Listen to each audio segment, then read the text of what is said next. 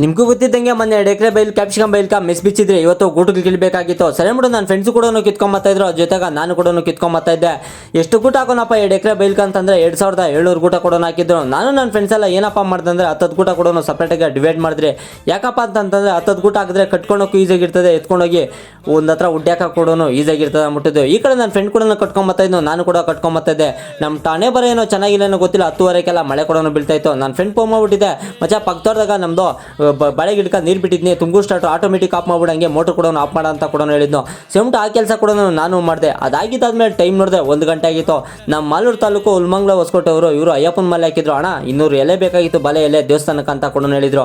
ಅವರು ಕೂಡ ಬಂದಿದ್ರು, ಅವ್ರು ಕೂಡ ಕ್ಲೀನಾಗಿ ಬಲೆ ಎಲೆ ಕೂಡ ಕೊಯ್ಕೊಂಡ್ರು 200 ಎಲೆ. ನಾನೊಂದು ಮಾತು ಹೇಳೋಕ್ಕೆ ಇಷ್ಟಪಡ್ತೀನಿ, ನೀವು ಯಾರಾದರೂ ಅಯ್ಯಪ್ಪನ ಮಲೆ ಹಾಕಿ ನಿಮಗೇನ ಬಲೆ ಎಲೆ ಬೇಕಾದರೆ ಬನ್ನಿರಿ, ನಾನು ನಿಮಗೆ ಫ್ರೀಯಾಗಿ ಕೊಡ್ತೀನಿ, ಒಂದೇ ₹1 ಕಾಸು ತಗೊಂಡಿರ ಅಂತ ಹೇಳಕ್ಕೆ ನಾನು ಇಷ್ಟಪಡ್ತೀನಿ.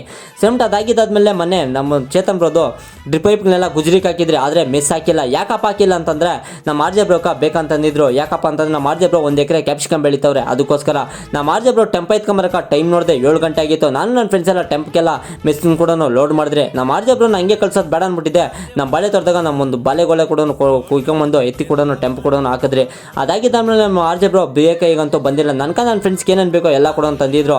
ಅದನ್ನೆಲ್ಲ ತಿನ್ಕೊಂಡು ನಾನು ನಮ್ಮ ಫ್ರೆಂಡ್ಸ್ ನಮ್ಮ ಮನೆಗೆ ಹೋದ್ರೆ ನಮ್ಮ ಆರ್ಜೆ ಬ್ರೋ ಅವ್ರೂರಿಗೆ ಹೋದ್ರು. ಇವತ್ತಿನ ಕತೆ ಇಷ್ಟು, ನಾಳೆ ಸಿಗ್ತೀನಿ ಫ್ರೆಂಡ್ಸ್.